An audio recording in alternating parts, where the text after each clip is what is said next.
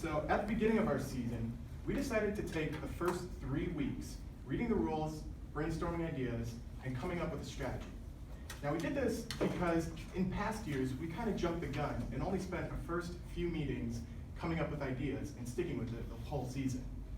Once we had a full understanding of the rules, we needed to come up with a strategy that would best emphasize our robot. Once we had our strategy, we really needed to get our design down and make sure that everything was working perfectly and as intended. So once we conceptualized what the robot would look like, it was time to design. We decided to design it top-down in CAD, which meant that we designed everything in the computer before we even touched any material parts. When we were designing it in CAD, we kept in mind things such as sensors and switches for automation, and as well as keeping it robust and yet easily serviceable so that we can make modifications easily. During the design process, then while the CAD team was busy designing the robot, the rest of the team was making prototypes. Examples of this would be our really fast intake, our reliable conveyor system, and then also our unique tower stacking grippers, which can be shown like that. Okay, so to tie in with what Nathan just said, after all the CAD processes, we began manufacturing. So to start with the manufacturing, we would make technical drawings, which are crucial to the robot because they hold all the information needed to manufacture all our parts. And they also tell us what materials we might need and how long it might take to make all these.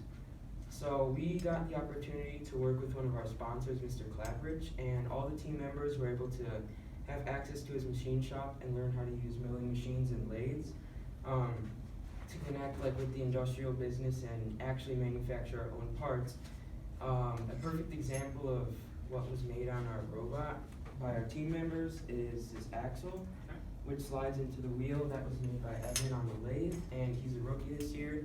He learned that skill completely. So some other machines you might use are 3D printers, which Evan can tell you more about. So during the season, we started with printing. Say what was 3D printed on the robot. So we printed a intake band, which, as you can see, are right here on the robot. They are made with Tree-D, which is made out of rubberized plastic, which has ground-up tires infused with it, and we use that to intake it into our dead nest, which loads it into our grippers to stack. In our program, we use many complex automation processes and sensors to best control our unique robot. During both autonomous and teleop, we use functions made by us so we can move around the field in the best possible way.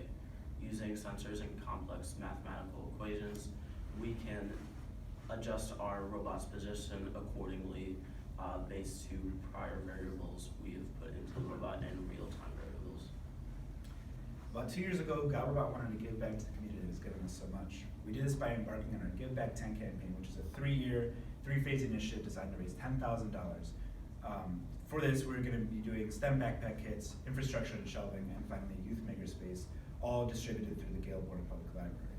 Our funding for this is pretty simple: $4,000 towards the STEM backpack kits, $3,000 towards the infrastructure and shelving, and finally the last $3,000 towards the youth makerspace. Currently, we're about $500 away from finishing our second phase, and we're really happy to see what the future holds. Up next, Josh will talk about the diversity we have in our community. En Elgin, 62% de la población es minoría, 61% tienen ingresos bajos y 30% tienen ingreso limitado.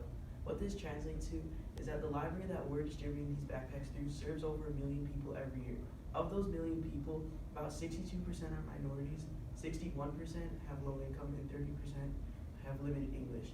Because of the diversity in our community, we offer bilingual information on FIRST and STEM in the backpacks to offer opportunities to an underprivileged community.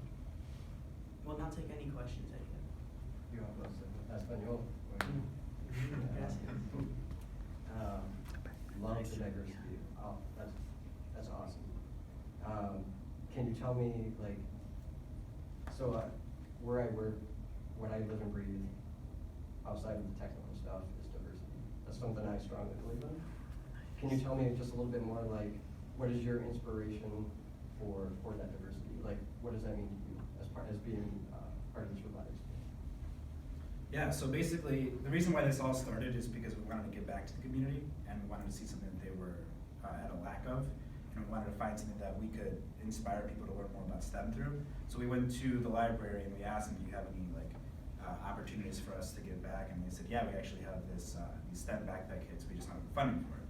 So we decided to get on this campaign for it and raise this money so that we could actually have the STEM backpack kits, provide an opportunity for these kids to learn STEM. As you can see here, there's the first brochure, you have information about engineering, programming, civil engineering, all that sort of things, books inside so that the kids can learn. It's bilingual so that if they don't speak English, they can also do it in Spanish. So yeah, we just wanted to give back to the community and just really try to emphasize first throughout. Let's talk more about your fundraising. What do you guys do as far as fundraisers? Yeah, so most of our funding comes from sponsors and then team pledge. So every summer we raise $60 each to contribute. And then after all that money, GE Healthcare is doing a money doubling. So all the money that we get, they double, and that way we can get money twice as fast, basically.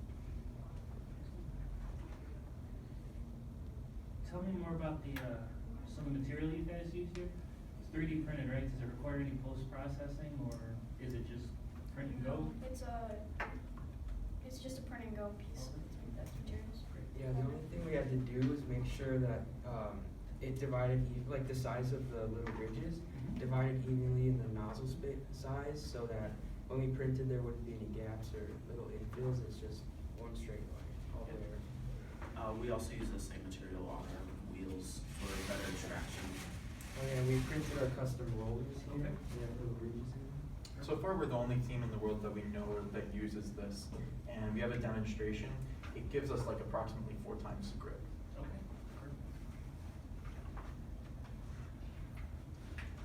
Biggest difficulty you guys ran into? So the biggest difficulty was actually like trying to have a schedule and stay on top of that schedule. So we had a strategy that we were gonna play we were gonna have a robot to play our league meets in, and then that would give us more time to design. But because like we switched CAD programs, we switched from Onshape to SolidWorks, then that started running behind. And so that was a struggle that we had, and we've learned a whole lot on how to like keep a good schedule and optimize processes like that. And what drove that change to SolidWorks? Actually, one of our mentors, he uses SolidWorks every day. He's been using it for like 20 years, and he suggested the switch from Onshape because he's really familiar with the program, so it's easier to get help. And also, we discovered that it's an overall more powerful program. And it's a little bit harder to collaborate, but we worked around that. So. Can you tell me about the, so I was looking through the material, you mentioned gyroscopes, there's a lot of sensors that you're using, really complex math in some cases. Can you tell me about, like, maybe just in a few sentences, what it took you to get there? Because, you know, usually math doesn't work on the first try, or when you code something, it doesn't work on the first try. Like, can you kind of walk me through some maybe big challenge or normal scenario? Yeah, sure. So one of our biggest programs that we use is GyroStrafe, which we use to move our whole robot. And that uses encoders and the IMU. And so to plan that out, we first start on paper for most of our procedures and plan out what we're going to do, not in code, and write some of the equations that we can use. And then after that, we try to put it into code to the best of our knowledge and test it out through trial and error.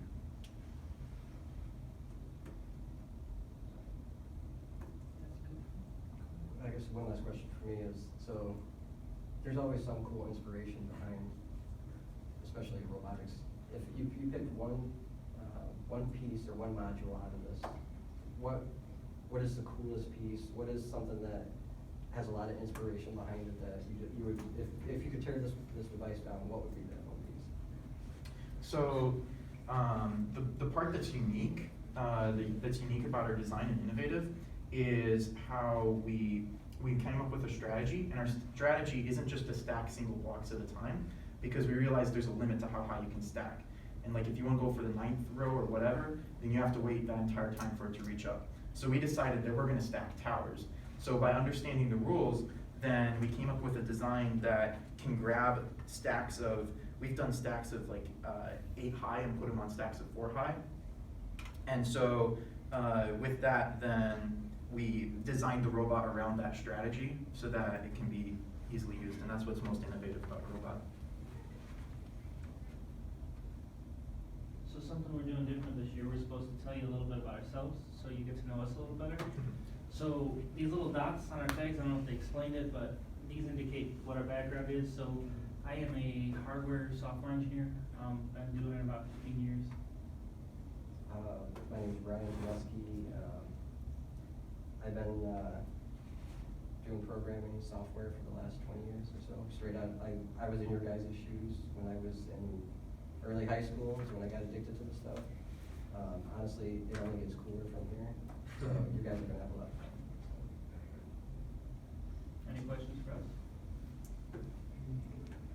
So you said you're hardware and software. Does that mean, do you work with like kind of the link between the two? I have both. My background's more on the electrical side. I started as a computer science major, so I kind of have both disciplines in my group now. So it's just, we work on beverage dispensers, so we're automating cup dispensing and drink dispensing and moving things around. So Yeah, a little that's- bit of both. It's called I'm more systems engineer, so we have hardware, software, and yeah. So one cool thing is, for me right now is what I do at work is I do machine learning and artificial intelligence design.